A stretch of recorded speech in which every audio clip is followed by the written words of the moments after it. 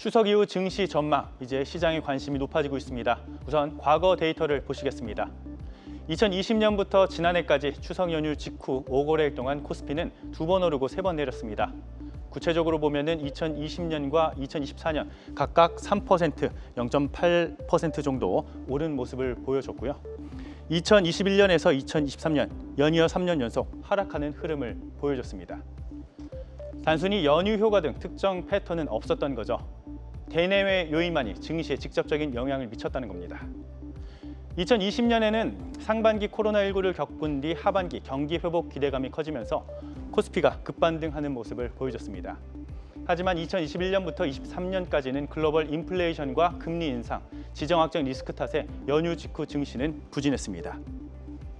이제 시장의 관심은 올해입니다. 증권사 리서치 센터장들은 추석 이후 증시 전망과 관련해 공통적으로 미국의 금리 인하 기조와 기업의 실적 개선 전망을 호재로 꼽았습니다. 김동원 KB증권센터장은 추세적인 금리 인하, 저달러 저유가, 저금리 환경이 시장의 호재로 작용할 것이라고 내다봤습니다. 조수홍 NH투자증권과 유종우 한국투자증권, 윤성모 삼성증권 센터장 역시 미국의 금리 인하 기대감, 그러니까 금리 인하 사이클 재개에 따른 효과를 긍정적으로 평가했습니다. 윤창용 신한투자증권 센터장도 실적 개선 기대감이 더해지면서 증시에 우호적인 환경이 조성될 것으로 분석했습니다. 근거도 있습니다. 지난해 8월 미국 개인 소비 지출 물가 지수는 예상치와 부합한 데 이어서 이제 미국 정부가 또 셧다운에 들어갔죠. 미 연준의 금리 인하 기대감이 더욱더 커졌습니다. 제롬 파웰 연준 의장과 위원들은 인플레이션보다 경기 둔화 리스크에 더 무게를 두고 통화 정책을 완화할 것이라는 진단입니다.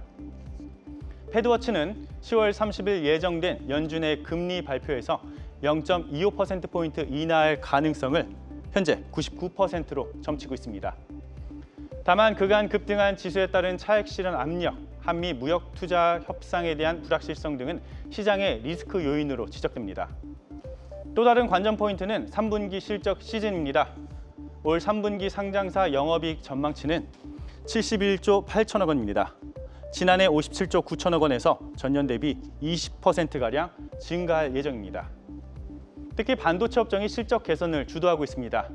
국내 증시 시가총액에서 30%가량을 차지하는 삼성전자와 SK하이닉스의 실적 전망치가 상향되면서 반도체 업종 전체의 영업이익은 한 달 전보다 7%가량 상향 조정됐습니다. 반도체 업종의 3분기 영업이익은 16조 6천억 원으로 전년 동기 대비 25%가량 증가가 예상됩니다. 여기에 글로벌 반도체 시장에서 메모리 슈퍼사이클이 시작된 점도 3분기에 이어 4분기 실적 개선 기대감까지 더욱더 키우고 있습니다. 지금까지 뉴스 브리핑이었습니다.